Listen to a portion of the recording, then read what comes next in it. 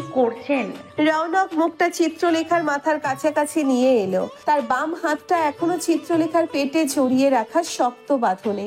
ডান হাত বাড়িয়ে রৌনক চিত্রলেখার খোলা চুলগুলো উপরের দিকে তুলে দিয়ে তার ঘাড় উন্মুক্ত করে। মুখ বাড়িয়ে কানের কাছে গিয়ে রৌনক ফিসফিস করে বলে, বউকে কাছে টানছি। চিত্রলেখার উন্মুক্ত ঘাড়ে আলতো করে চুমু খায় রৌনক, তবু গম্ভীর করে নয়, ছোট্ট করে। প্রথম স্পর্শে নিজের অভুক্ততা নয়, ভালোবাসা প্রকাশ করতে চাই সে। আচমকা রৌনকের এমন কাছে আসায় ঘাবড়ে গেছে চিত্রলেখা। হয়তো এখনই এমনটা আশা করেনি সে। চিত্রলেখার ইতস্তত বুঝতে পেরে তাকে স্বাভাবিক করতে রৌনক বলে, তুমি কি ভেবেছিলে আমাদের ভেতর কিছুই হবে না? We are legally married. তুমি আমার বউ। We can get intimate. বিয়ে করেছি, বউয়ের সঙ্গে কিছু হবে না, কিছু করবো না, এসব মুভিতে হয়, বাস্তবে নয়, বুঝলে? And for your kind information বলে রাখি, আমি কিন্তু বিয়ের আগে বলিনি তোমায় স্পর্শ করবো না, তোমার কাছে যাবো না, তোমাকে কাছে টানবো না। এমন কোনো এগ্রিমেন্ট আমাদের হয়নি। And let me clear my self, I will definitely get close to you. Also will get intimate. চিত্রলেখার এমনিতেই দলা পাকিয়েছিল। রৌনকের মুখে এসব কথা শুনে আরো নুইয়ে যেতে থাকে। এসব শুনতে হবে ঘুণাক করেও টের পায়নি। ইস, ভীষণ লজ্জায় লাল হয়ে আছে বেচারি। বইয়ে লজ্জা পাওয়ার চোখে না দেখতে পেলেও বেশ টের পাচ্ছে রৌনক। ভালোই লাগছে তার। এমনিতেই চিত্রলেখাকে নিজের সঙ্গে জড়িয়ে দেখছে রৌনক। এবারে আরো খানিকটা বুকের সঙ্গে মিশিয়ে ফেলার চেষ্টা করে বলে, 6 বছর চন্দ্র, 6 বছর পর কারো সঙ্গে বিছানা শেয়ার করছি, নিজের ঘর শেয়ার করছি, নিজেকে শেয়ার করছি। 5 বছর, 6 long years। তুমি বুঝবে না আমার অবস্থাটা। কথাটা চিত্রলেখাকে কোথায় গিয়ে যেন স্পর্শ করলো। একটা মানুষ চাইলেই নিজের শারীরিক চাহিদা মেটাতে পারেন না, অথচ সয়ে গেছেন। কখনো কোনো অনৈতিক সম্পর্কে জড়ায়নি। চিত্রলেখা ভাবে সে কি আসলেই এত ভালো একজন মানুষের যোগ্য? আজকের মতো যথেষ্ট হয়েছে ভাবে রৌনক। প্রথম রাতেই চিত্রলেখাকে এর বেশি বিরক্ত করবে না ভাবে সে। রৌনক চিত্রলেখার মাথায় আলতো করে চুমু খেয়ে বলে, তবে ডোন্ট ওয়ারি, আজ তোমায় একদম বিরক্ত করবো না। আই নো তুমি টায়ার্ড, তাই আর একটুও বিরক্ত করছি না। ঘুমিয়ে পড়ো, তবে দূরে গিয়ে নয়, আমার বুকে থাকো। এতে আমার ঘুমটা ভালো হবে। আমাকে একটু শান্তি করে ঘুমাতে দাও তো। চিত্রলেখা কিছুই বলে না, সরে যাবারও চেষ্টা করে না। মানুষটা আপাতমস্তক মুগ্ধতায় মোড়ানো। চিত্রলেখার নিজেরও ভালো লাগছে এই মানুষটার আলিঙ্গনে থাকতে। যদিও অস্বস্তি লাগছে, তবুও একদম মন্দ লাগছে না। বরং মনের ভিতরে ভালো লাগার মুগ্ধতা ছড়িয়ে পড়েছে একটু একটু করে। নতুন সম্পর্ক, নতুন স্পর্শ, নতুন অনুভূতিদের সঙ্গে পরিচয়, সবটা ইতস্তত করো, অস্বস্তিকর হলেও কোথাও একটা ভালো লাগা কাজ করছে। ওভাবেই কখন ঘুমিয়ে পড়েছে চিত্রলেখার জানা নেই। গভীর ও গাঢ় ঘুমে তলিয়ে গেছে সে। চিত্রলেখার গভীর ঘুম আলগা হয় আচমকা কারো নিবিড় স্পর্শে। এক মুহূর্তের জন্য ভয় পেয়ে গিয়েছিল সে, কিন্তু তৎক্ষণাৎই মস্তিষ্ক তাকে জানিয়েছে তারা নয় রৌনকের সঙ্গে একই বিছানায় ঘুমিয়েছে সে। আজ তার জীবন আর আগের মতো নেই, সব বদলে গেছে। এখন সে বিবাহিত, পাশের পুরুষটার তার উপর সম্পূর্ণ অধিকার আছে। চিত্রলেখার ঘুম আলগা হতেই সে টের পায় রৌনকের হাত অবাধ্যের মতো, সেই সঙ্গে রৌনকের ভারী নিঃশ্বাস আছড়ে পড়ছে চিত্রলেখার উন্মুক্ত বক্ষ ও গলায়। উঠে এসে রৌনক তার কানের নিচে চুমু খাচ্ছে। সে চোখে মেলেনি, বিছানা খামছে ধরেছে। ইতিমধ্যে চিত্রলেখারও নিঃশ্বাস ভারী হয়ে গেছে।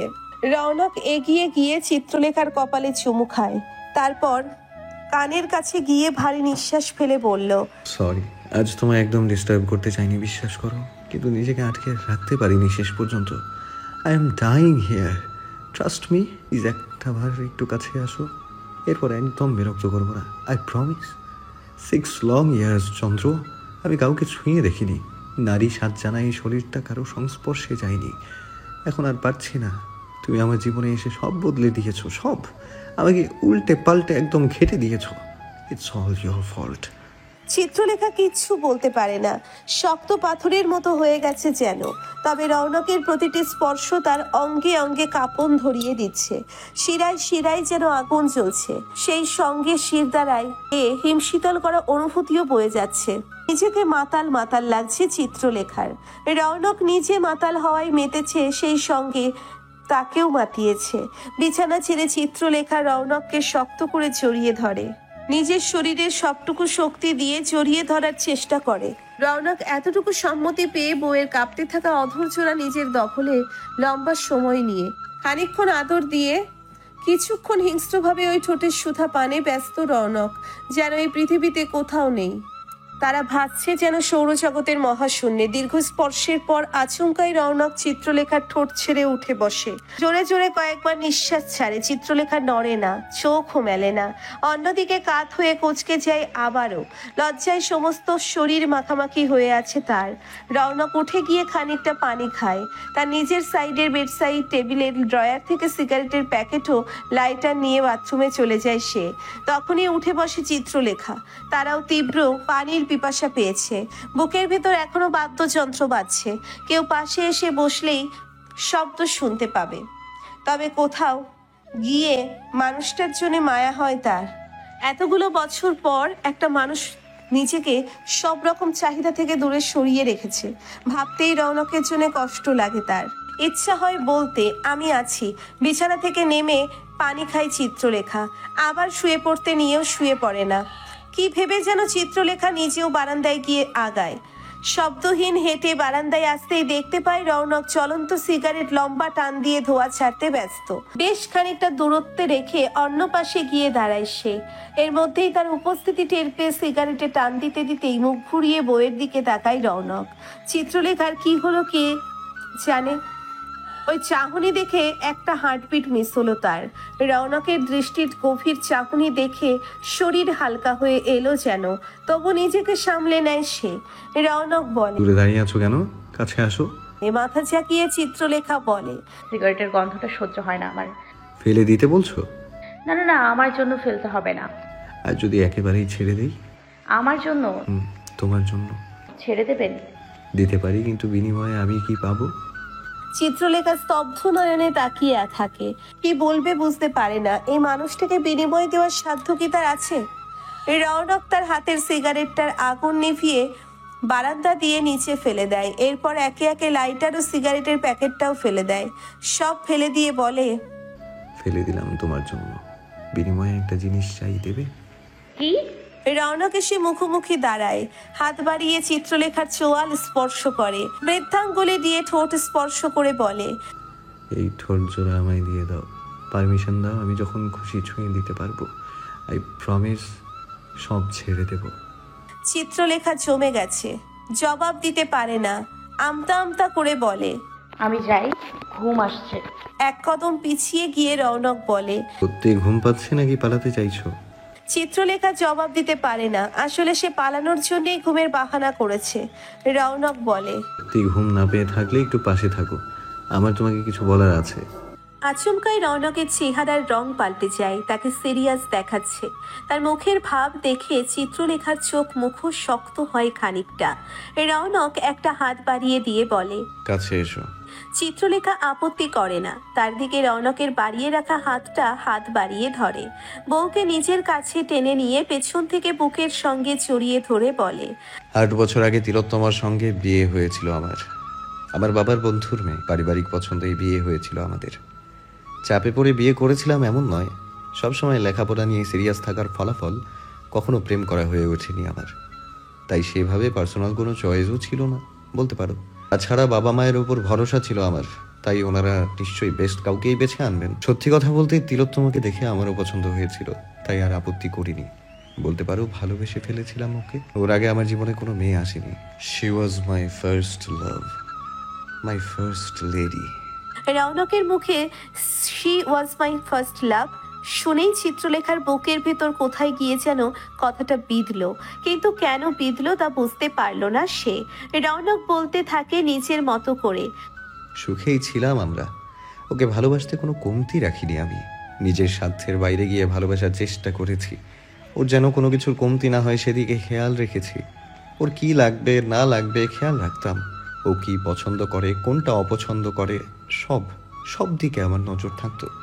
বলতে পারো ওই সময় তিলোত্তমার ভালোবাসা অন্ধ ছিলাম আমি। বা এমনও বলতে পারো তিলোত্তমাকে আমি পাগলের মতো ভালোবাসতাম। শুধু আমি একা নই, তিলোত্তমাও আমাকে ভীষণ ভালোবাসতো।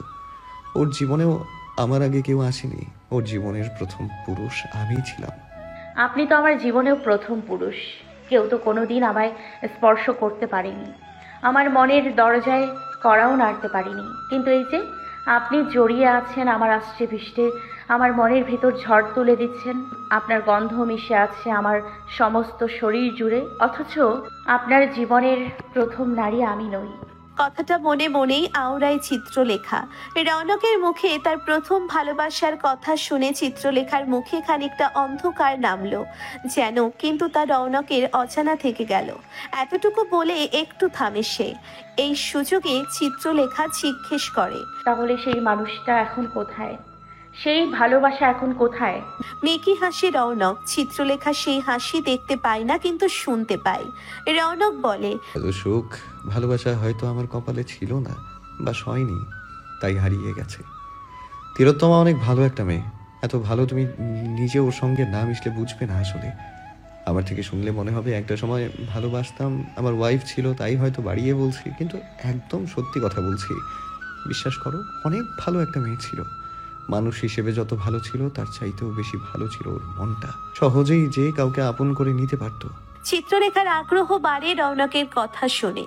তার জানতে ইচ্ছে হয় কেন এই মানুষটা হারিয়ে গেল, কার দোষে হারিয়ে গেল।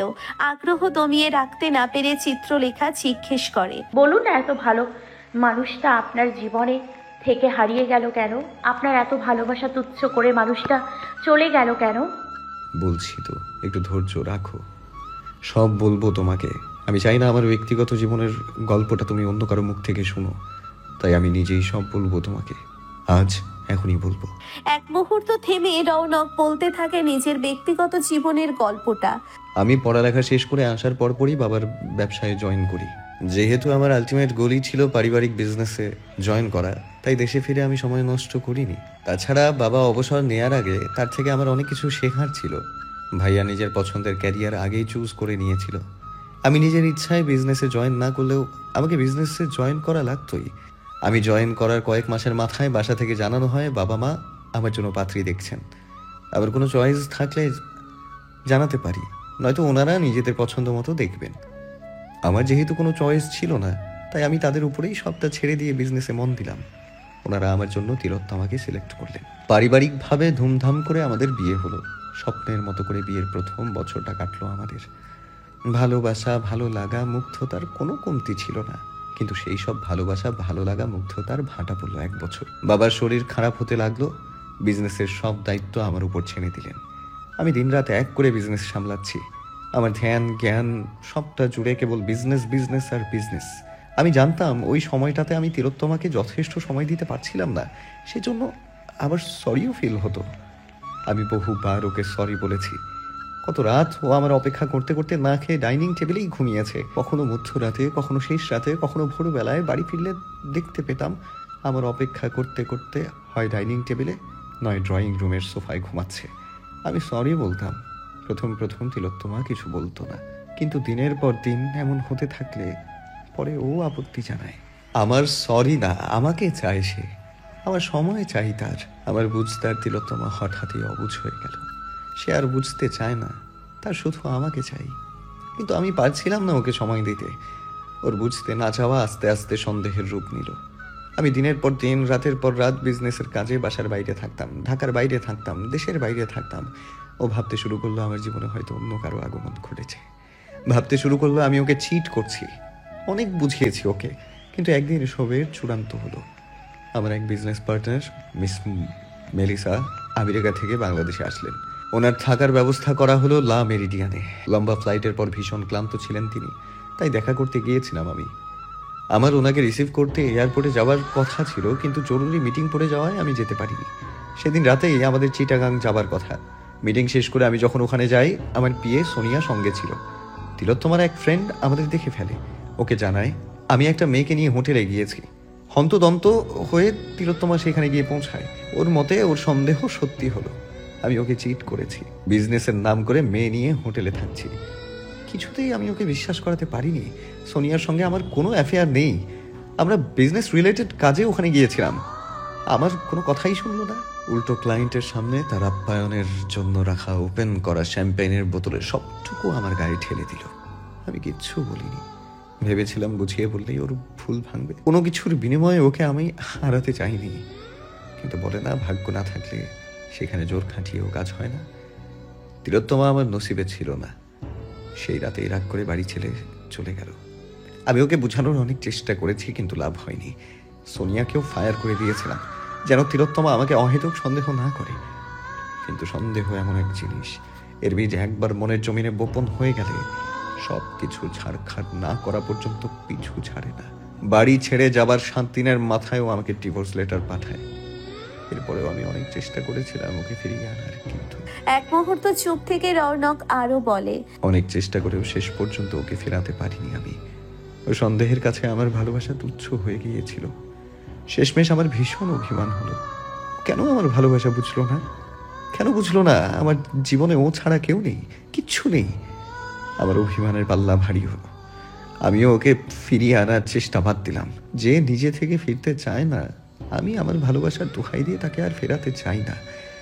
অভিমান করে আমিও ওর পাঠানো ডিভোর্স পেপারে সাইন করে দিলাম। একটা সাইনের বিনিময়ে আমার জীবন থেকে আমার ভালোবাসার মানুষটা চিরদিনের জন্য হারিয়ে গেল। কথা শেষ করে বেশ কিছুক্ষণ চুপ করে রইল রৌনক।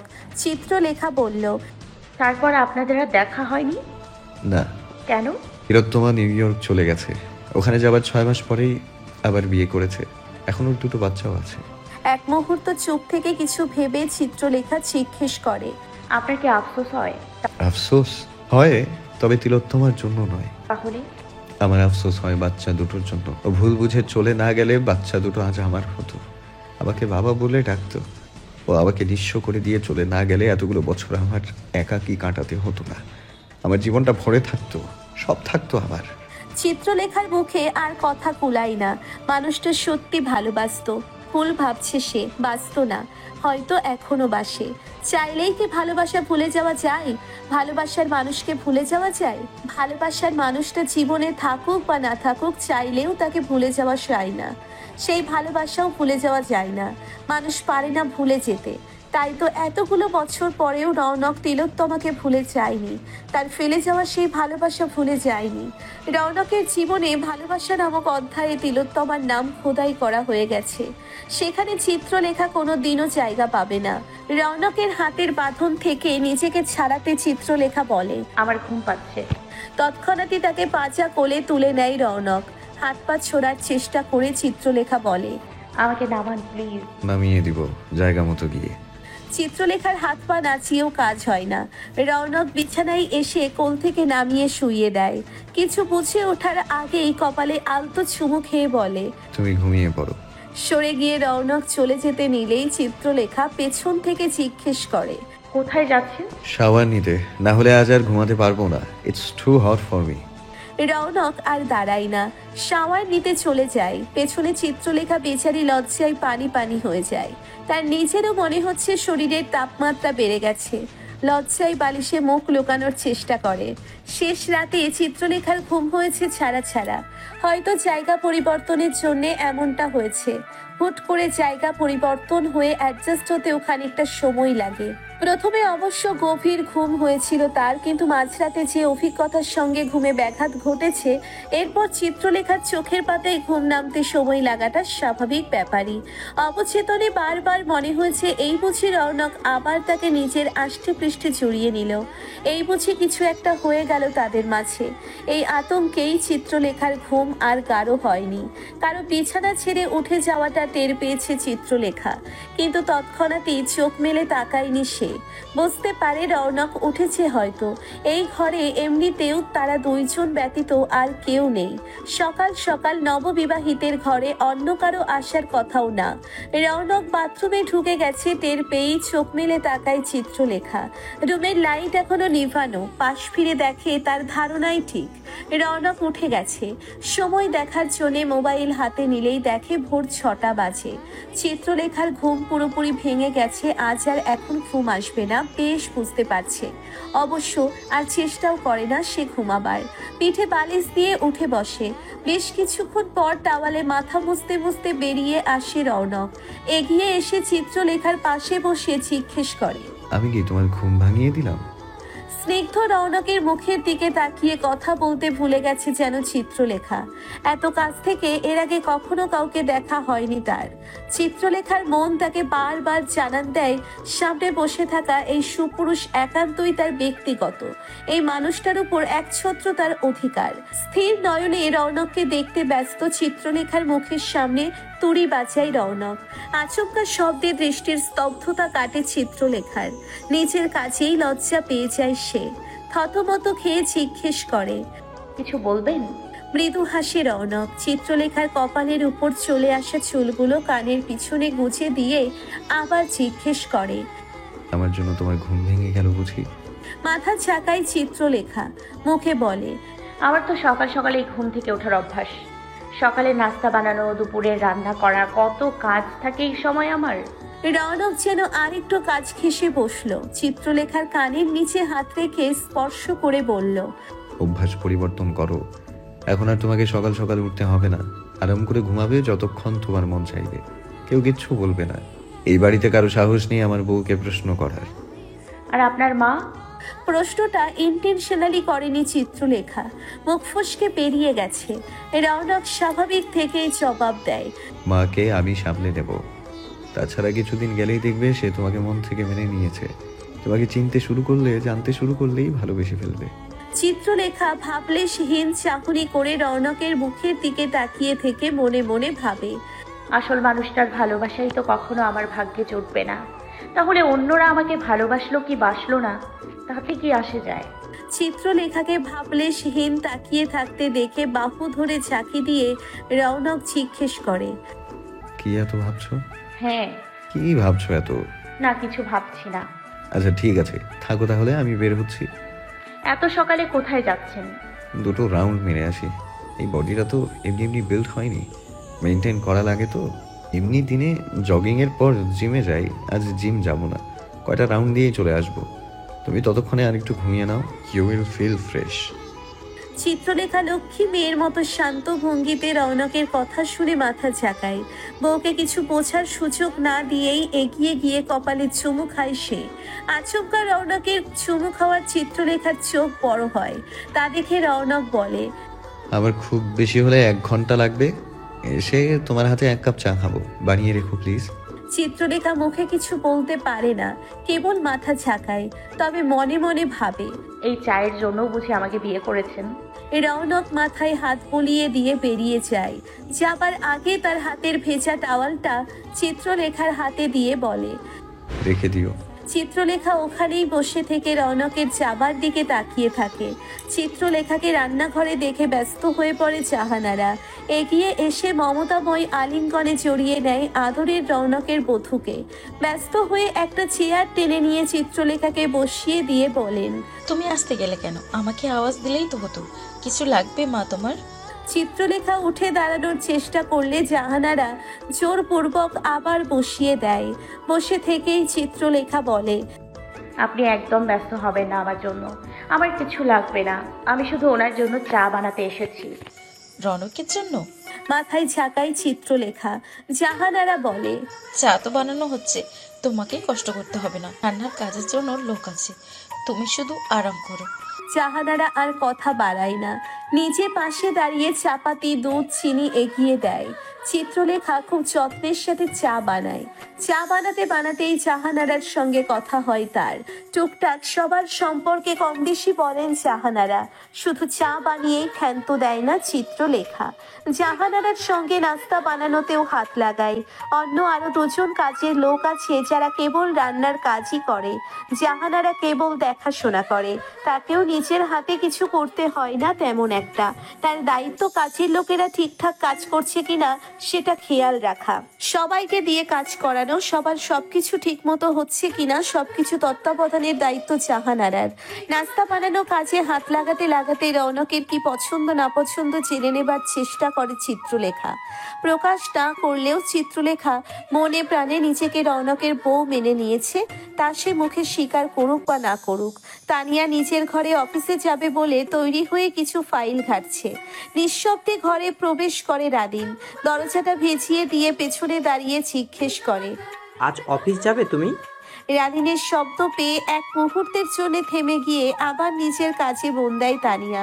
আগে অবশ্য যেদিন রাদিন বাসায় ফিরতো তানিয়া অফিস স্কিপ করতো প্রিয়তমকে সময় দেওয়ার জন্য, কিন্তু এখন আর আগের মতো কিছু নেই তার জীবনে। কাজ করতে করতে তানিয়া জিজ্ঞেস করে, কিছু লাগবে তোমার? এই ঘরে তো তোমার কিছু নেই। আমার কি এই ঘরে আসার পারমিশন নেই? এই ঘরে তো তোমার কিছু নেই। প্রয়োজন না থাকলে এই ঘরে এসে তোমার কি কাজ বলো? রাদিন বুঝতে পারে না হঠাৎ তানিয়ার কি হলো। এগিয়ে এসে মুখোমুখি দাঁড়ায় সে। তানিয়া বিছানায় বসে থেকে ফাইল ঘাঁটতে থাকলেও রাদিনকে ঠিকই লক্ষ্য করেছে। তানিয়ার সামনে দাঁড়িয়ে রাদিন জিজ্ঞেস করে, কি হয়েছে তোমার? কিছু কি হবার কথা? গতকাল আসার পর থেকে দেখছি তুমি কেমন আনইউজুয়াল বিহেভ করছো। সেটা কেমন? As if I am not your husband. File হাত থেকে নামিয়ে রেখে উঠে দাঁড়ায় তানিয়া। রাদিনের চোখে চোখ রেখে বলে, তুমি কি আসলেই আমার হাজবেন্ড? কি বলতে চাও? আমি তোমার হাজব্যান্ড নই? Come on Tania, what happened to you? Speak up. আমি আর এই লোক দেখানো সম্পর্কটা বই বেড়াতে চাই না Radin. It's high time we should get separate. যে সম্পর্কে ভালোবাসা নেই এমন একটা ভিত্তিহীন সম্পর্কে অহেতুক একে অপরকে আটকে রাখার কোনো মানেই হয় না। অন্তত আমি চাই না আর এমন সম্পর্কে আটকে থাকতে। তাহলে কি চাও তুমি? আমার অলরেডি অ্যাডভোকেটের সঙ্গে কথা হয়ে গেছে রাদিন। তুমি সহ একদিন গিয়ে ডিভোর্সের সবকিছু ফাইনাল করে আসবো। What do you mean by divorce Tania? ডিভোর্সের মানে নিশ্চয়ই তুমি জানো, আমাকে আলাদা করে ব্যাখ্যা করতে হবে না। রাদিনের আচমকা কি হলো সে তানিয়ার বাহু চেপে ধরে শক্ত করে দাঁত চিবিয়ে জিজ্ঞেস করে, তুমি আমাকে ডিভোর্স দিবে? অবশ্যই দিব। তোমার সঙ্গে এক সংসারে থাকার মতো আর কোনো সম্পর্ক আমাদের মাঝে অবশিষ্ট নেই রাদিন। মানে? তানিয়া এক মুহূর্ত সময় নেয়। এভাবে ভনিতা করতে ভালো লাগছে না তার, তাই এসব ভনিতা এনিয়ে বেনিয়ে কথা বলা বাদ দিয়ে সরাসরি বলে, শোনো রাদিন, আমি তোমার সঙ্গে ঘুরিয়ে পেঁচিয়ে কথা বলতে পারবো না। অন দ্য পয়েন্টে বলছি, তুমি যতই আড়াল করতে চাও না কেন, সত্য সারা জীবন আড়ালে থাকে না। সত্যকে চাইলেই আড়াল করে রাখা যায় না। একদিন না একদিন সত্য তার আত্মপ্রকাশ করবেই। আমি জানি তোমার পুরনো প্রেমিকা আবার তোমার জীবনে ফিরে এসেছে। এমনকি তুমি তোমার প্রেমিকাকে নিয়ে নতুন করে সংসার পাতার প্ল্যান করছো। আমি কেবল তোমার পথটা সহজ করে দিচ্ছি, আর কিছু না। তোমার লাভ লাইফে আমি বাধা হতে চাই না। যে আমাকে ভালোবাসে না সম্পর্কে দোহাই দিয়ে তাকে আটকে রাখার মতো দুর্বল আমি নই। তাছাড়া তোমার দয়া দেখানো সম্পর্কটাও আমি চাই না। তুমি ভেবেছিলে দয়া করবে আমাকে, এখানে তোমার স্ত্রীর পরিচয় নিয়ে থাকবো, আর তুমি অন্যদিকে কাজের নাম করে প্রেমিকাকে নিয়ে ভিন দেশে নতুন করে সংসার পাতবে। কিন্তু I am sorry Radin dear, তোমার এই লোক দেখানো দয়াটা আমি নিতে পারছি না। এতটুকু দুর্বল আমি নই যে আমাকে তোমার পরিচয় নিয়ে বেঁচে থাকতে হবে। বরং তুমি লোকচক্ষুর লোকে কি বলবে এই ভয়ে যে কাজটা করতে পারছো না, আমি সেটাই করব। তোমাকে এই সংসার নামক যাযাবরের জীবন থেকে মুক্তি দেব। আমি চাই তুমি মুক্তি হয়ে জীবনযাপন করো। তৎক্ষণাৎ রাদিনের মুখে কথা কুলায় না। সে তানিয়ার বাহু ছেড়ে দিয়ে পাশে বিছানায় বসে পড়ে ধপাস করে। তানিয়া নিজেই বলে, সত্য এমনই রাদিন, হয় মানুষকে ভেঙে ফেলে, নয় শক্ত করে। তুমি হয়তো ভাঙবে না, তোমার মতো মানুষেরা ভাঙে না। তোমরা কেবল অন্যদের ভাঙতে জানো। কিন্তু আফসোস, আমি ভেঙে যাইনি। তোমার এই সত্যটা আমাকে শক্ত করে দিয়েছে, ততখানি যতখানি তুমি ভাবতেও পারবে না। তোমাকে রনক বলেছে এসব, তাই না? তোমার নিজের ভাইকে তুমি ততটুকু চিনো না যতটুকু আমি চিনি। জানি রনক মুখ পাতলা মানুষদের মতো নয় যে একটা কিছু জানলো, দেখলো আর অমনি বলে দিল। বরং শুরু থেকে সব জেনেও সে আমাকে কিছুই জানায়নি। যে জানিয়েছে তবে যখন জানানোর প্রয়োজন হয়েছে তখন। কিন্তু ও জানানোর অনেক আগে থেকেই বিষয়টা আমি জানি। তোমাকে ডিভোর্স দেওয়ার সিদ্ধান্তটা একান্তই আমার। এখানে রনক কেন অন্য কারো কোনো হাত নেই। অনেক আমি তোমার কথা ভেবেছি, সংসারের কথা ভেবেছি। এখন একটু নিজের কথা ভাবতে চাই, যা তোমার সঙ্গে বিয়ে হবার পর থেকে ভাবতে পারিনি। আসলে ইচ্ছে করেনি, ভাবিনি। কিন্তু এখন আমি নিজেকে প্রায়োরিটি দিতে চাই, নিজের জন্য বাঁচতে চাই। নিজেকে প্রায়োরিটি দিতে গিয়ে বাচ্চা দুটোর কথা ভুলে যাচ্ছ তুমি। আমরা আলাদা হয়ে গেলে ওদের কি হবে একবার ভেবেছো? এত সেলফিশ হয়ে গেলে তুমি। একদম আমার দিকে আঙুল তোলার চেষ্টা করবে না। তুমি নিজে ওদের কথা ভাবনি, আমি মা বলে সব আমার উপর চাপিয়ে দিয়ে তুমি বেঁচে যাবে ভাবছো? ওদের কথা ভাবা যতটা আমার দায়িত্ব ততটা তোমারও। কই, তুমি তো ওদের কথা ভাবোনি, তাহলে আমি কেন ভাববো? আচ্ছা ঠিক আছে, তোমাকে আমার ছেলে মেয়েদের কথা ভাবতে হবে না, আমার বাচ্চাদের আমি সামলে নিব। এমন সিরিয়াস কথাবার্তার মধ্যেও রাদিনের কথা শুনে হেসে ফেলে তানিয়া। সে হাসতে চায়নি, মূলত রাদিনের কথা শুনে বেফাঁস হাসি বেরিয়ে গেছে তার। হেসে নিয়ে তানিয়া বলে, তুমি সামলাবে বাচ্চাদের? রিয়েলি রাদিন, তোমার ছেলে মেয়েরা কোন ক্লাসে পড়ে, কোন সেকশনে পড়ে সেটা জানো তুমি? ওদের ক্লাস টিচারকে চিনো? স্কুলের ফোন নাম্বার আছে তোমার কাছে? স্কুল বাদে ওরা কে কোন ধরনের অ্যাক্টিভিটি ক্লাস করতে যায় সেসব জানো? তুমি কি জানো তোমার 2 ছেলে মেয়ের একজনেরও আর্ট করতে ভালো লাগে না? ওদের পেইন্ট করতে ভালো লাগে না? ওদের ধারণা তুমি পেইন্ট করো বলেই আমাদের সময় দাও না। আমাকে সময় দাও না, ওদেরকে সময় দাও না। ওদের কোনো পেরেন্টস মিটিং এ তুমি যাও না। ওরা মনে করে তুমি পেইন্ট না করে ওদের চাচার মতো ব্যবসা করলে, আমার মতো অফিস করলে, অন্তত দিন শেষে বাসায় ফিরে ওদের সময় দিতে, উইকেন্ডে ওদের নিয়ে ঘুরতে যেতে, যেমনটা বাবা না হয়েও রনক করে সব সময়। রনক আর হাজার ব্যস্ততার মধ্যেও অন্তত 2 ঘন্টা সময় হলেও তোমার ছেলে মেয়ের জন্য বরাদ্দ রাখে। অথচ তুমি নিজেকে দেখো, নিজের ছেলে মেয়ের সম্পর্কে তোমার কোনো আইডিয়াই নেই। কিভাবে থাকবে? তুমি তো ব্যস্ত নিজের প্রেম পরকিয়া নিয়ে। আমাকে বাদ দাও, তোমার তো নিজের মা, নিজের ছেলে মেয়েদের দিকে তাকানোর সময়টাও নেই। আর সেই তুমি নাকি আমার দিকে আঙুল তুলছো, ছেলে মেয়ে সামলাবে বলে চ্যালেঞ্জ করছো। হাস্যকর রাদিন, যেটা তুমি করতে পারবে না সেটা বলাও উচিত না। আমার ছেলে মেয়ের কথা তোমাকে ভাবতে হবে না। আমাদের ডিভোর্সের পর মিসকাতের দায়িত্ব আমিই নেব। আমি পারবো। আমি অলরেডি সিদ্ধান্ত নিয়ে ফেলেছি আমার ছেলে মেয়ে কোথায় থাকবে, কার কেয়ারে থাকবে। রনক, চাচা হয়েও যতখানি ওদের বাবা হতে পারবে, তুমি বাবা হয়েও তা পারবে না। তোমাকে ওদের কথা ভাবতে হবে না। আমার ছেলে মেয়েদের চিন্তা করতে আমি এখনো বেঁচে আছি রাদিন। রাদিন উঠে দাঁড়ায়, তানিয়ার মুখোমুখি দাঁড়িয়ে বলে, তুমি বলতে চাইছো আমার বর্তমানে আমার ছেলে মেয়েদের দায়িত্ব রনক পালন করবে? অবশ্যই পালন করবে। তুমি আমাদের জীবনে থেকেও তো বিশেষ লাভ হচ্ছে না। আমাদের ডিভোর্সের পর তোমার থেকে আমি তেমন কোনো আশা রাখছি না। তুমি বরং আমাদের কথা বাদ দিয়ে নিজের কথা ভাবো। আমাদের ডিভোর্সটা যে তোমার জন্য খুব ভালো কিছু বয়ে আনবে না, সেটা হয়তো এখনই আন্দাজ করতে পারছো। তাই এসব বাদ দিয়ে নিজের কথা ভাবো তুমি। রাদিন আরো কিছু বলার জন্য মুখ খোলে, কিন্তু তানিয়া আর তাকে কিছু বলার সুযোগ দেয় না, বাধা দিয়ে নিজেই বলে, আমি একটু ব্যস্ত আছি রাদিন, এখন আর তোমাকে সময় দিতে পারছি না। তোমার কিছু লাগলে জাহানারা খালাকে বলো, উনি ব্যবস্থা করে দিবেন। আজকাল আমি একটু ব্যস্ত আছি। পরশুর অ্যাপয়েন্টমেন্ট নিয়ে রাখবো, তুমি সময় বের করে রেখো। আমাদের যেহেতু সরাসরি কথা হয়ে গেল, আমি আর ডিভোর্সটা হোল্ডে রাখতে চাই না। তোমার থেকে যত জলদি সম্ভব মুক্তি চাই আমার। আমার জীবনের আর একটা মুহূর্ত আমি তোমার পেছনে অপচয় করতে রাজি নই। আর জীবনটা এখন থেকে শুধুই আমার ছেলে মেয়ে। এখানে তোমার আর কোনো জায়গা নেই। তানিয়া আর সুযোগ দেয় না রাদিনকে কিছু বলার। বিছানায় ছড়িয়ে থাকা ফাইলগুলো চাপিয়ে রেখে বেরিয়ে যায় সে। রাদিন ওখানেই থম ধরে দাঁড়িয়ে রয়। নাস্তা তৈরি হয়েছে কিনা দেখার জন্য কিচেনে আসতেই তানিয়া দেখে জাহানারার পাশেই দাঁড়িয়ে আছে চিত্রলেখা। সকাল সকাল চিত্রলেখাকে কিচেনে দেখে টিটকারির সুরে তানিয়া বলে, সকাল সকাল নতুন বইয়ের বর রেখে কিচেনে কি করা হচ্ছে? তানিয়ার কণ্ঠ পেয়ে চিত্রলেখার সঙ্গে সঙ্গে জাহানারাও পেছন ফিরে তাকায়। জায়ের কথা শুনে চিত্রলেখার মুখটা লজ্জায় লাল হয়ে যায় তৎক্ষণাৎই। জাহানারা কিছু বলেন না, কেবল মুখ টিপে হাসেন। এগিয়ে এসে চিত্রলেখার চিবুক স্পর্শ করে মুখটা উপরের দিকে তুলে তানিয়া আরো বলে, বাহ, চোখে মুখে তো এখনো রাতের আবেশ মাখামাখি হয়ে আছে দেখছি। বরবুঝি খুব আদর দিয়েছে রাতভর। ইতস্ততকর পরিস্থিতিতে পড়ে যায় চিত্রলেখা। এভাবে কেউ কখনো লজ্জা দেয়নি তাকে। আমতা আমতা করে পরিস্থিতি সামাল দিতে বলার চেষ্টা করে। কি যে বলেন না ম্যাম।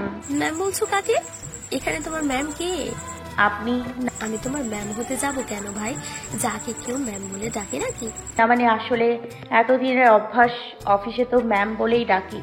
অফিসে ডেকেছো বলে কি বাসায় ডাকি নাকি? মাথা কি খারাপ হয়ে গেছে নাকি? ভাসুরের বউকে কেউ ম্যাম বলে? আর যেন না শুনিয়ে এসো ম্যাম জ্যাম ডাকতে। তাহলে কি ডাকবো আপনিই বলে দিন। অবশ্যই তোমার বর যাকে ডাকে তাই বলবে। সে কি ডাকে আমি তো জানি না। হেসে ফেলে তানিয়া, স্বচ্ছ ও মন খোলা হাসি। হাসি সামলে বলে, ভাইয়ের বউকে তো সবাই ভাবেই ডাকে, রনকও তাই ডাকে, তুমিও না হয় ডেকো। মুখে কিছু বলে না চিত্রলেখা, কেবল মাথা ঝাঁকায়।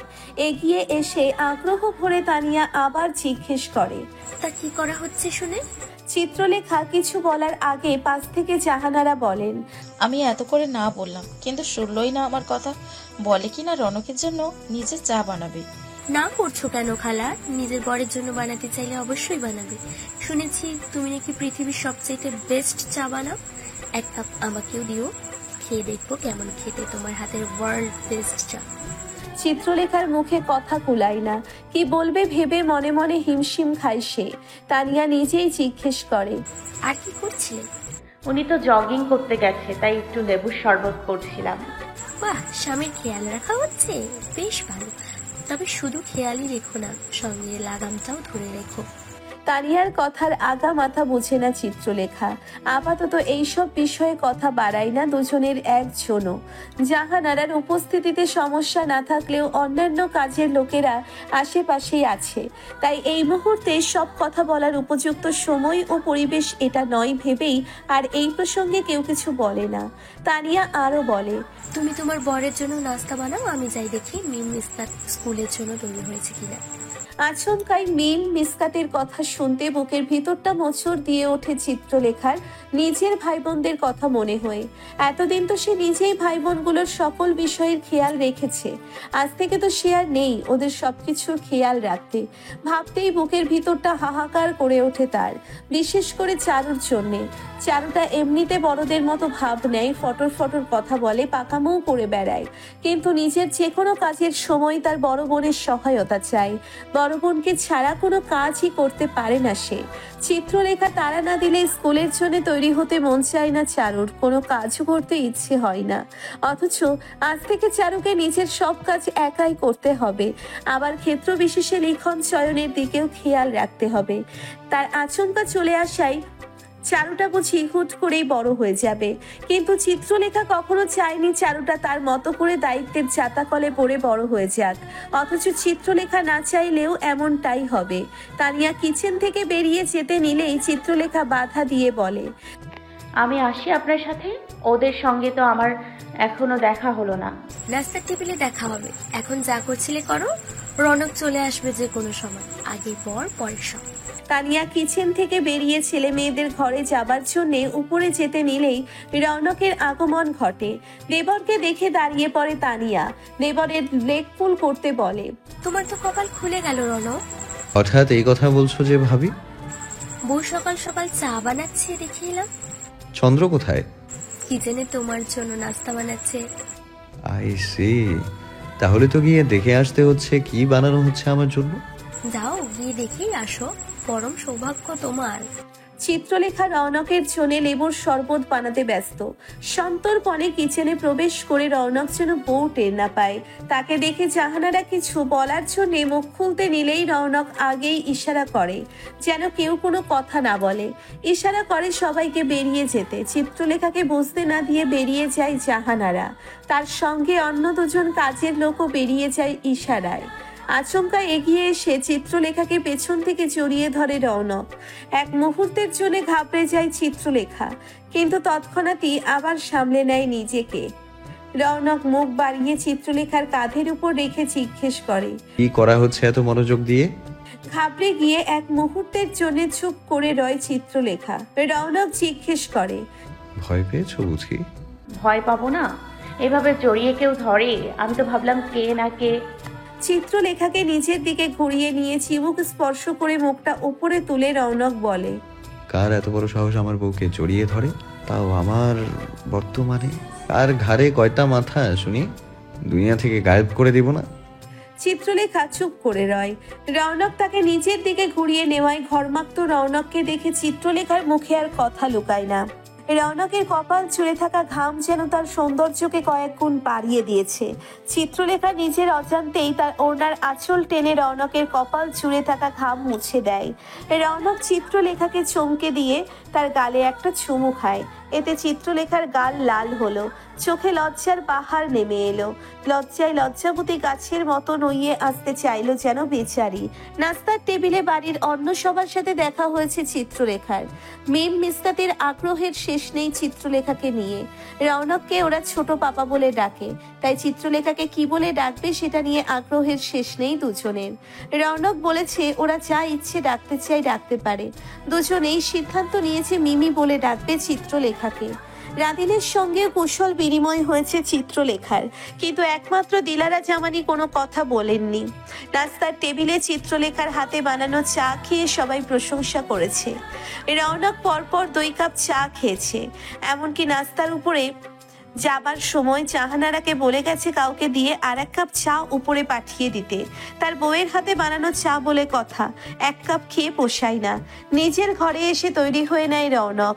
চেঞ্জিং রুম থেকে টাই হাতে বেরিয়ে এসে চিত্রলেখার মুখোমুখি দাঁড়ায় সে।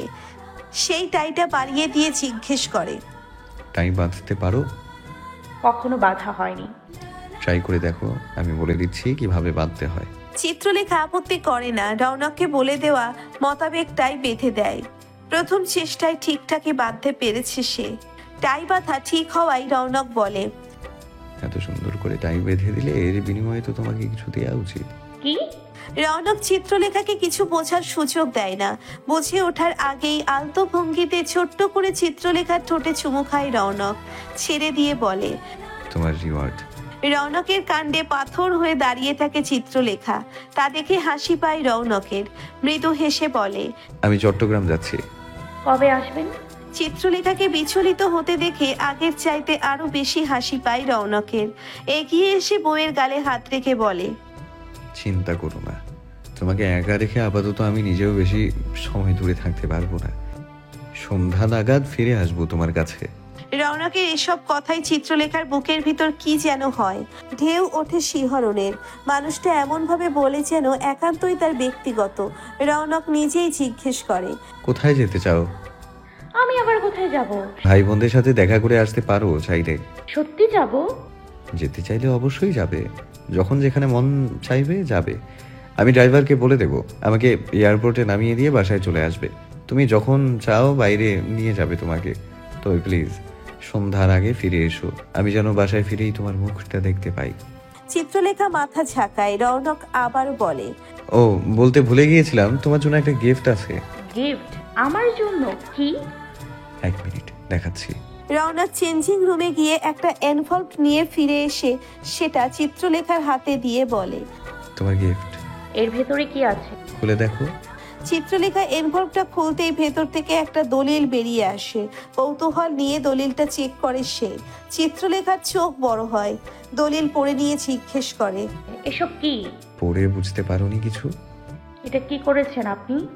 কি করেছি? আমি না বুঝতে পারছি না কিছু। রৌনক এগিয়ে এসে চিত্রলেখার বাহু ধরে বলে, রিল্যাক্স চন্দ্র, এত ঘাবড়ে যাচ্ছ কেন? কিন্তু চিত্রলেখাকে কথা শেষ করতে না দিয়ে রৌনক বলে, It's just a little gift from me. I can do much more for you. এসব তো আমি চাইনি। গিফট কি কেউ চেয়ে নেয়? আমার ইচ্ছে হয়েছে আমি দিয়েছি, ব্যাস। তাও এটা। রৌনক দুহাত বাড়িয়ে চিত্রলেখার গাল ছুঁয়ে বলে, তুমি রৌনক জামানের wife, get used to this. আরো একটা জিনিস দেয়া বাকি তোমাকে। আবার কি? রৌনক তার মানিব্যাগ থেকে একটা ক্রেডিট কার্ড বের করে চিত্রলেখার হাতে দিয়ে বলে, এখন থেকে এটা তোমার, এনি টাইম ইউজ করবে, যা লাগবে কিনবে, যত খুশি টাকা তুলবে, আমাকে কোনো হিসাব দিতে হবে না, আমি হিসাব চাইবো না কখনো। আমতা আমতা করে চিত্রলেখা বলে, এটা আমাকে কেন দিচ্ছেন? এসব দিয়ে আমি কি করব? তোমার লাগবে তাই দিচ্ছি। না, আমি এটা দিয়ে কি করব? আমার এসব কার্ড টাকা পয়সা কিছু লাগবে না। লাগবে না বললেই তো হলো না, 100 বার লাগবে।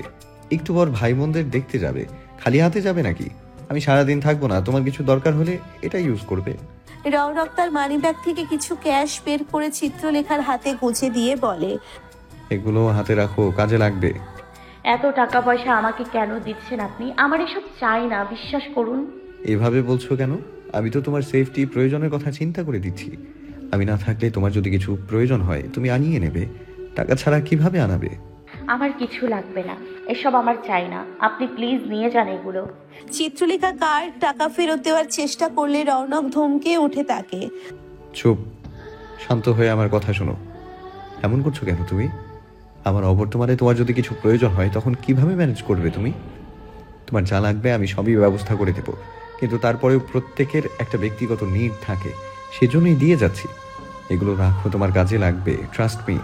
চিত্রলেখা আর কিছু বলে না। তার কথা যে রৌনকের সামনে ধোপে টিকবে না বুঝতে পেরে চুপ হয়ে যায় সে। তবে ভেতরে ভেতরে ভীষণ ইতস্তত সে। এভাবে রৌনকের থেকে টাকা বা কার্ড নেওয়াটা ঠিক লাগছে না তার। চিত্রলেখা টাকার জন্য রৌনককে বিয়ে করেনি, অথচ কেউ দেখলে ভাববে টাকার জন্যেই হয়তো সে রৌনককে বিয়ে করেছে। এই চিন্তাটা মাথায় আসাতেই মস্তিষ্কের ভিতরটা আউলে যাচ্ছে চিত্রলেখার। রৌনক হয়তো বুঝতে পারে।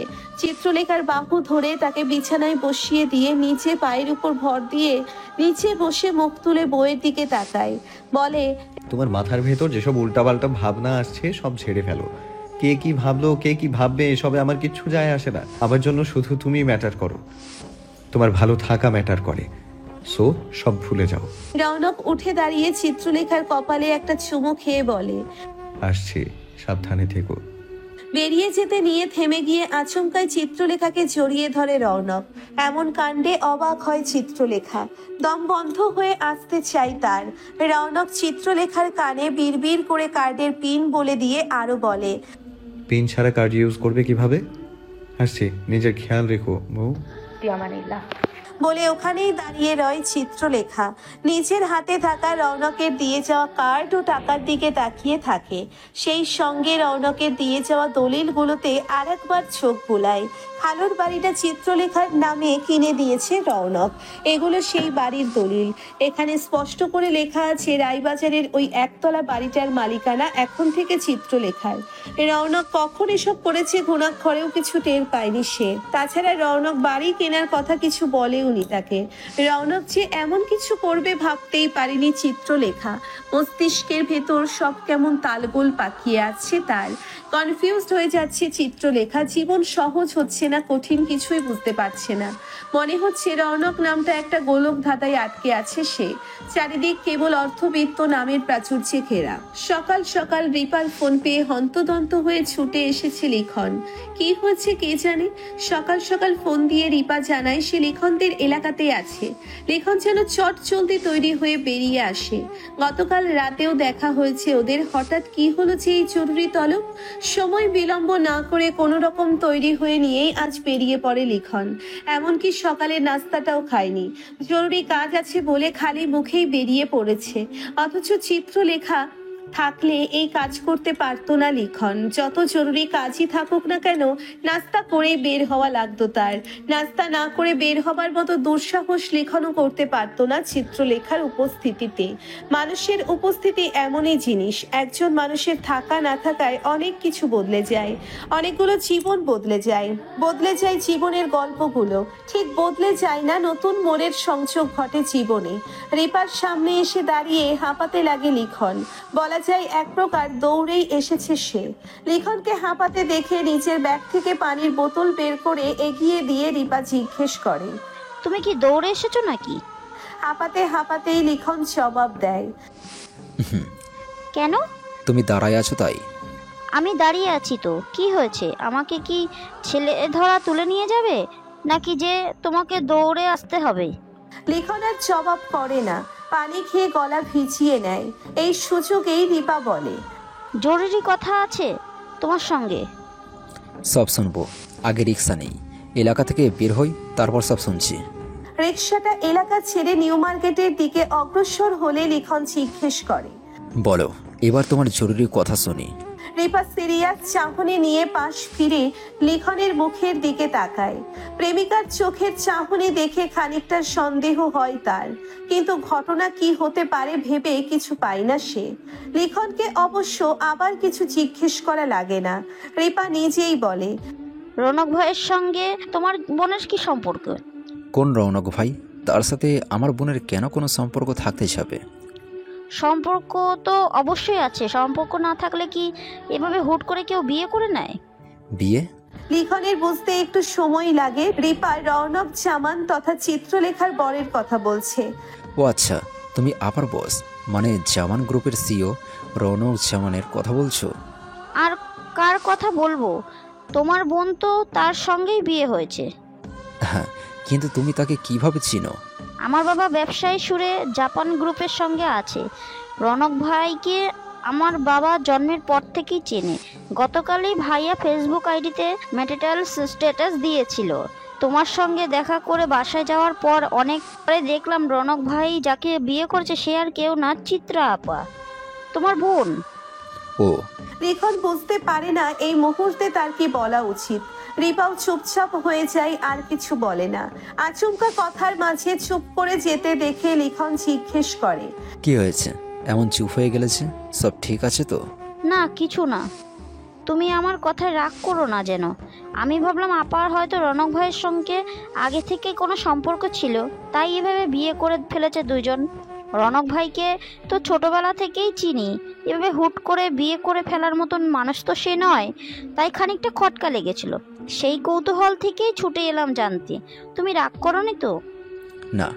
এই প্রসঙ্গে তারা কেউ আর কথা বাড়ায় না। তবে মনে মনে রিপা খানিকটা বিচলিত। চিত্রলেখার জন্য খানিকটা চিন্তাও হয় তার। রৌনকদের বাড়ির কারো কথা ভাবছে না সে এই মুহূর্তে, বরং তার মস্তিষ্ক জুড়ে আছে সাবা। নিজের আপন মায়ের পেটের বোনকে রিপা চেনে। সাবা যে এত সহজে রৌনকের পিছু ছাড়বে না তা রিপার অজানা নয়। রৌনককে দুদিন ধরে নয়, অনেক বছর ধরে পছন্দ করে সাবা। আসলে পছন্দ নয়, রৌনকের পাওয়ার, নাম, টাকা পয়সা দেখে তাকে পাওয়ার জন্য বরিয়া হয়ে আছে সে। রৌনক জামান নামটার যে পাওয়ার রয়েছে সেটা সাবার চাই।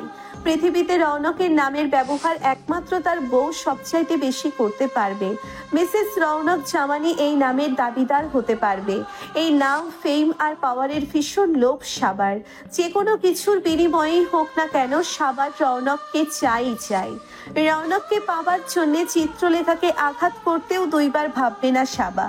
আর রিপার ভয়টা এখানেই। সাবা নিজের জেদের বশে চিত্রলেখার কোনো ক্ষতি না করে ফেলে। লিখনের কথা বাড়ায় না, কিছু জিজ্ঞেসও করে না, কিন্তু এতটুকু বুঝতে পারে রিপা কিছু ভেবে বিচলিত, হয়তো এই মুহূর্তে তাকে বলতে চাইছে না, সেজন্য আগ বাড়িয়ে কিছু জিজ্ঞেসও করে না। সময় হলে বা রিপার মন চাইলে সে নিজে থেকেই বলবে। চিত্রলেখা দাঁড়িয়ে আছে দিলারা জামানের সামনে। কিঞ্চিত ভয়ে হাঁটু কাঁপছে তার। এই ভয় বা হাঁটু কাঁপাকাঁপির কারণ তার জানা নেই। খানিকক্ষণ আগে নিজের ঘরে বসেছিল চিত্রলেখা। রৌনক বেরিয়ে যাবার পরপরই তানিয়াও অফিস চলে গেছে। মিসকাত চলে গেছে স্কুলে। এই মুহূর্তে বাসায় আছে দিলারা জামান, জাহানারা আর চিত্রলেখা। যদিও হেল্পিং হ্যান্ডেরা অনেকজনই আছে, এত মানুষের উপস্থিতিতেও নিজেকে একা লাগছে তার। যতক্ষণ রৌনক ছিল ততক্ষণ অবশ্য নিজেকে একা লাগেনি, কিন্তু রৌনকটা বেরিয়ে যাবার পর থেকেই আর কিছু ভালো লাগছে না তার। নিজেকে অনেক নিঃসঙ্গ লাগছে। একাই ঘরে বসেছিল সে। আচমকা জাহানারা উপস্থিত হয়ে জানায় শাশুড়ি তাকে তলব করছে। এই কথা শোনার সঙ্গে সঙ্গেই হাঁটু কাঁপতে আরম্ভ করেছে তার। সেই কাঁপাকাঁপি এখনো চলছে। দিলারা জামান বসে আছেন একটা সিঙ্গেল সোফা চেয়ারে। ওনার বসার ভঙ্গিটা ভীষণ রিল্যাক্সিং। আয়েশ করে বসে আছেন তিনি পেছন দিকে হেলান দিয়ে। চিত্রলেখা ওনার থেকে কম করে হলেও 5 হাত দূরে দাঁড়িয়ে আছে, তার দৃষ্টি নিচের দিকে। দিলারা জামানের ভাব দেখে মনে হচ্ছে উনি কলেজের প্রিন্সিপাল। চিত্রলেখা সেই কলেজেই পড়ালেখা করে। সে হয়তো বড় ধরনের কোনো অপরাধ করে ফেলেছে, তাই তাকে শাস্তি দেবার জন্য ডাকা হয়েছে। দুজনের একজনের মুখেও কথা নেই। চিত্রলেখার সঙ্গে জাহানারাও এসেছিল, কিন্তু দিলারা জামান তাকে ফেরত পাঠিয়ে দিয়েছেন। ওর সঙ্গে আমি একান্তে কথা বলতে চাই, এই বাক্য দিলারা জামানের মুখ গুলে বের হতেই সেখান থেকে প্রস্থান করেছে জাহানারা। অনেকক্ষণ চুপ করে থাকবার পর দিলারা জামান বলেন, সামনে এসো। শাশুড়ির আদেশে এক কদম সামনে আগায় চিত্রলেখা। দিলারা জামান ওনার অপোজিটে থাকা চেয়ার ইঙ্গিত করে বলেন, ওখানে বসো। চিত্রলেখা নিঃশব্দে পা বাড়ায়, এগিয়ে গিয়ে চুপচাপ বসে পড়ে। সে বসতেই তাকে পুলিশের মতো চেরা শুরু করেন। ওনার প্রথম প্রশ্নটাই হচ্ছে, তোমার বাবা কি করেন? ব্যবসা না কোনো ছোটখাটো চাকরি? এমন প্রশ্নে খানিকটা বিব্রত হয় চিত্রলেখা। তার বিব্রত হওয়াটা চোখ মুখটা ভেসে উঠেছে। তাকে চুপ করে থাকতে দেখে দিলারা জামান তাগাদা দিয়ে বলেন, অ্যান্সার মি, কিছু জিজ্ঞেস করেছি তোমাকে। জবাব দিতে হিমশিম খায় চিত্রলেখা, তবু নিজেকে সামলে নিয়ে মিনমিন সুরে বলে, আমার বাবা নেই। নেই বলতে তোমাদের ছেড়ে চলে গেছে নাকি মারা গেছে? স্পষ্ট করে কথা বলো। মারা গেছেন। ও আই সি। আর তোমার মা, সে কি করেন? হাউসওয়াইফ না কিছু করেন? আমার মাও মারা গেছেন। তুমি তাহলে এতিম? এতিম শব্দটা যেন দিলারা জামান ভীষণ তাচ্ছিল্য ভরে উচ্চারণ করলেন। কথাটা বুকের ভেতর দিয়ে গভীর আঘাত করলো তাকে। চিত্রলেখার মনে পড়ে না শেষ কবে কেউ তাকে এভাবে এতিম বলেছিল। তার এতখানি জীবনে এর আগে কেউ তাকে এভাবে এতিম বলে চোখে আঙ্গুল দিয়ে দেখিয়ে দেয়নি। খালা কোনোদিন বলা তো দূরের কথা, বুঝতেও দেয়নি ওরা এতিম। চিত্রলেখার চোখ ভার হয়ে আসতে চাইল, কোনো রকমে নিজেকে সামলায় সে। এই ধরনের কথায় কেঁদে ফেলার মতো বয়স তার নেই, তাছাড়া অল্পে কেঁদে ফেলার স্বভাব চিত্রলেখার নেই। দিলারা জামান ওনার প্রশ্ন করা চালিয়ে যান, তোমার কি আর ভাই বোন আছে? মাথা ছাকায় চিত্রলেখা। তৎক্ষণাৎই তিনি জিজ্ঞেস করেন, কয় ভাই বোন তোমরা? তোমার বড় কেউ কি আছে? 4 জন, আমি সবার বড়। তোমরা তো এতিম, তাহলে তোমাদের দেখাশোনা কে করছে? আই মিন ফাইন্যান্সিয়াল দিকটা কিভাবে ম্যানেজ করছো? আমরা আমার খালার কাছে মানুষ হয়েছি। আইসি, খালার কাছে আশ্রিত থাকছো? আমার ছেলের রুচির এত অধঃপতন কবে হলো? দাঁতে দাঁত চেপে বসে থাকে চিত্রলেখা। জীবনে অনেকবার তাকে এতিম শব্দটা শুনতে হয়েছে, এতে অবশ্য তার আপত্তি নেই, কিন্তু আশ্রিতা শব্দটা কখনো শুনতে হয়নি তাকে।